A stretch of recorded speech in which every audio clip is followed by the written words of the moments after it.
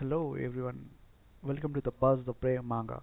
Today we continue the latest Global Freeze chapter, rewritten and edited by me in English for a smooth reading experience.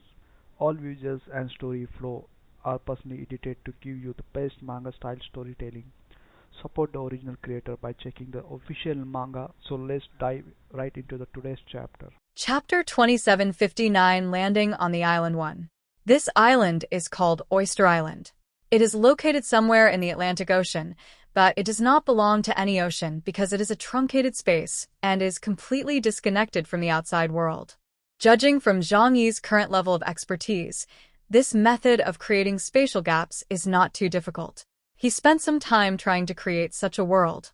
However, considering the length of time the pupil tissue has existed, this ability is quite terrifying. This means that a very long time ago, there were inhumans of the level of Epsilon on the planet. That's strange. If it were true that you had the ability to do this hundreds of years ago, you would have unified the world by now. Zhang Yi muttered to himself, his doubts growing stronger. This place is so beautiful. Looking at the beautiful scenery before her, Yang Xinxin couldn't help but sigh. Only then did Zhang Yi have the mind to admire the scenery. Yang Xinxin is right, this place is really beautiful, so beautiful it's almost unreal. The island is not desolate and covered in snow, but rather covered with large, deciduous maple trees. Fiery red maple leaves covered the entire island like rosy clouds, rustling in the breeze, a breathtakingly beautiful sight. Nestled deep within the island is an elegant, classic white villa, visible from the beach. Woof woof woof. Woof woof woof woof woof. Brian loved the warm beach and ran around on it. With a smile, Milwaukee gestured for them to come this way. Gentlemen, please come this way. The chairman is waiting for you all. The group walked through the maple forest and arrived at the villa.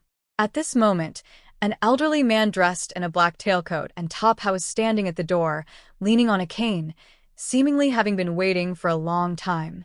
He looked very thin, his face wrinkled like dry tree bark, but his eyes were exceptionally bright, revealing a wisdom and gentleness born from having seen the vicissitudes of life. Behind him stood a tall, elegant, black-haired Asian maid with a cold and beautiful face, standing quietly with her hands at her sides. "Oh, Mr. Chairman." Brian, who is usually very easygoing, immediately became extremely enthusiastic when he saw the old man and quickly stepped forward to greet him. "This is the first time I've ever met you in person." Brian, long time no see. You seem to have become even stronger. I truly hope that the prototype of the seventh being chosen by the creator will be you. Then you will become the god of the new era. From their conversation, Zhang Yi learned that Brian's current success was largely due to the help of the pupil organization. This is also one of the reasons why Brian became one of the four horsemen. The old man smiled and nodded, took off his top hat, and gave Zhang Yi and the others a standard gentleman's bow. "Welcome to Oyster Island, the esteemed Black Knight Pavilion." The old man's voice was hoarse and magnetic. Charles Louis Montesquieu, the president of the organization. "Montesquieu?" Zhang Yi raised an eyebrow slightly. "The one who wrote The Spirit of the Laws?" He borrowed a former name. Montesquieu admitted it, and Zhang Yi wasn't too surprised. After all, even Fuxi has survived to this day, so what's so strange about a 6-year-old who has lived a few more years? The old man smiled and stepped aside to let others pass. "It's windy outside. Please come inside for a chat. We've prepared the best black tea and snacks for you all." Zhang Yi and Yang Xinxin, led by Montesquieu, entered the villa. The villa's interior was exquisitely decorated, exuding the style of European nobility from the last century. The fire in the fireplace was burning brightly, dispelling the chill. Zhang Yi didn't stand on ceremony and sat down on the sofa. The black-haired maid immediately brought over steaming hot black tea and delicate pastries, her movements practiced and elegant. "First of all, congratulations, Gidge." Montesquieu sat opposite Zhang Yi, his hands folded on his walking stick, his eyes gentle. "You single-handedly defeated the alliance of 5 major races and slew Nightmare's thought. In this battle, You not only defeated the might of 6 people, but also truly stepped into the ranks of Earth's alien powerhouses. Just lucky. Zhang Yi responded calmly, but his gaze remained fixed on the old man. Let's get down to business. You said you came to help me pave the path to Omega? And why did you say the Holy See is in danger? Zhang Yi bombarded him with questions, revealing the many doubts he had in his mind. Montesquieu did not answer directly, but picked up his teacup, took a sip, and slowly said, Zhang Yi, have you ever thought about why you are so special at this time? Special? Zhang Yi laughed. Perhaps it's because you're afraid of death that you have such a cautious approach to things? No, not just these. Montesquieu shook his head, looking intently at Zhang Yi. In the long river of history, when each era reaches the period when the shadow of the Druk people begins to revive, the creator, or the will of this world, will always choose some special beings. They possess extraordinary talents and the power to disrupt the balance. Their existence is to counterbalance those uncontrollable, immortal Drucker monsters. They call them the Chosen Ones. Zhang Yi frowned. You mean, the Chosen One? That sounds like the plot of a third-rate online novel. It can be like buying a lottery ticket. It's just pure luck. It's about being one in a billion lucky people. Or it can be the deliberate creation of the creator. As a human, I don't understand the principles behind it. Montesquieu frankly stated, but the results don't lie. Your growth rate and your experiences both conform to the characteristics of a Overpowered. Our pupil organization searches the world for like-minded and exceptionally talented partners, all in order to find the person with the greatest hope and to do everything in our power to support them in becoming an Omega. It seems that you are the one I hope for the most right now. After hearing this, Zhang Yi didn't show much excitement. Instead, he became even more puzzled. He thought to himself, no wonder he's called Old Qian, acting like a capitalist. Isn't this just venture capital? You have this kind of ability? To support an Omega? Zhang Yi looked Montesquieu up and down, his eyes filled with doubt. Forgive my bluntness, but although I cannot fathom your depth, your life force does not seem strong. This is not only the truth, but also Zhang Yi's intuition. Although the old man was mysterious, he gave the impression of an oil lamp that was about to burn out. The light was steady, but the oil was running low. Hee. Montesquieu let out a low laugh as he looked at Zhang Yi, as if he were looking at a vibrant junior. You can't judge a person by their appearance. Zhang Yi, do you know how many of you have lived? Chapter 2760, Landing on the Island 2. Zhang Yi shook his head. I don't know. 300 years old?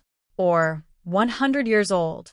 While it's true that people with superhuman abilities live longer than ordinary people, their lifespan isn't unlimited. Montesquieu slowly extended 2 withered fingers. More than 2,000 years ago. What? This time, not only Zhang Yi but even Yang Xinxin next to him couldn't help but show a look of surprise. More than 2,000 years? Does that mean they've been alive since the beginning of the Common Era? Professor Leonardo da Vinci stared with dead fish eyes, his thin hands crossed, and calmly analyzed. They already possess the ability to live forever before the Common Era, right? That does match some of the records in myths and legends. Many ancient records from various periods document the longevity of people in that era. For example, the Yellow Emperor's Inner Classic from the Huashu Kingdom records that people in ancient times lived to be over 100 years old and were still healthy. The Sumerian king list clearly records that their kings could live for tens of thousands of years, but their lifespans decreased with each subsequent generation. The Bharata epic even contains scenes of nuclear war in ancient times. In the past, people used these things as ancient people bragging, but looking at them now, they may actually be real history.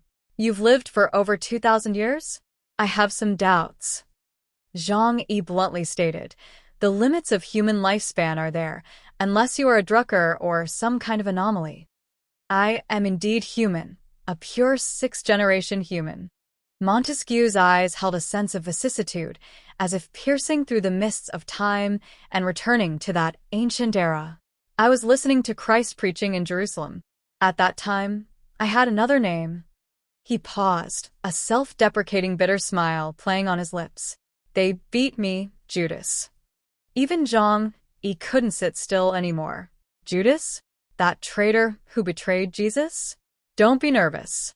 History is often written by the victors, and the truth is not always as it appears in the book. Montesquieu waved his hand and continued.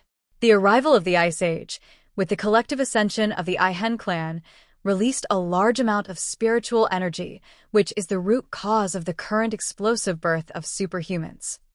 But before that, in the long history of ancient times, although spiritual energy was scarce, it was not entirely non-existent. There were always some exceptionally talented individuals who were able to awaken in such an environment. I have met many people. In the history of your Huashu kingdom, there have also been figures who have amazed me. Montesquieu recalled, take Wang Yongming of the Ming dynasty, for example. His philosophy of mind was actually a kind of extremely high-level spiritual awakening. It's just a pity that he couldn't reach the end because of the depletion of spiritual energy in that era. Zhang Yi was stunned. If what this old man said is true, then he is practically a living history book. Then, how have you lived so long? Zhang Yi couldn't help but ask. This is the secret of the pupil organization, and it's also the reason why I can help you. Montesquieu pointed to his eyes. We have been planning for 2,000 years, collecting the wisdom and secrets of countless eras, all in order to escape the fate of destruction. We have been waiting for someone who can break the shackles and lead us to fight against true darkness. The old man stood up and extended his withered hand to Zhang Yi, his eyes burning with a flame that had been extinguished for 2,000 years. Mr. Zhang Yi, we believe that you are the person we are looking for. Let's go together to touch that unattainable Omega. The aroma of tea wafted through the air, and the steaming hot black tea reflected in Zhang Yi's deep and calm eyes. He listened quietly as Montesquieu recounted that hidden history spanning 2,000 years, from the rise and fall of the Roman Empire to the fierce battles of the Inquisition, from Judas's betrayal to the establishment of the I organization. The old man's voice was calm and weathered, as if he were telling someone else's story. Only after Montesquieu stopped to drink tea to soothe his throat did Zhang Yi slowly raise his head and ask the most crucial question. So, can you live forever? In this era, where extraordinary individuals roam freely and genetic locks are constantly being broken, extending lifespan is not impossible. However, being able to live for 2,000 years is an extremely rare existence, even in the ancient world of Ming, unless they are exceptionally gifted long-lived beings like dragons or monsters. Montesquieu paused slightly in the hand holding the teacup. He raised his eyelids, and a hint of indescribable loneliness and self-mockery appeared in his cloudy yet wise eyes. An immortal? No, that's too much of a beautiful term. The old man put down his teacup, his withered fingers gently stroking the head of his walking stick. I am just a wandering soul that lingers in this world, unwilling to leave. My body has decayed countless times, and my soul is riddled with holes. I have used some less than honorable means to eke out a living in the cracks of this material world, just to wait for that prophetic moment. Zhang Yi narrowed his eyes, not delving into what the so-called methods were. Everyone has their own secrets, especially an old monster who has lived for 2,000 years. He changed the subject, directly addressing the issue. Since you've lived for so long, and the pupil organization has been secretly plotting for 2,000 years, why would you still fear a mere holy see? Just how powerful is that papacy? That it could have allowed you to hide for 2,000 years, not even daring to show your true form in the world. Zhang Yi's current strength has reached the pinnacle of earth, but his understanding of the vast religious organization that spreads throughout the West remains superficial. In his view, they were nothing more than a group of fanatics who had mastered some supernatural abilities. Montesquieu's self-disclosure of his identity as Judas clearly indicates a deep-seated grudge between him and the monarchy and the papacy. Otherwise, why would he have been written into the Holy Scriptures and condemned for 2,000 years?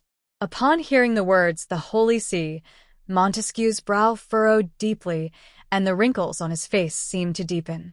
Your Excellency Zhang Yi, you underestimate the power of faith. Montesquieu said in a deep voice, "The Eye organization has been investigating for 2,000 years, sacrificing countless excellent eyes, yet it can still only glimpse a corner of the Holy See. All we know is that the Vatican has an extremely terrifying energy source behind it, a power far beyond our comprehension.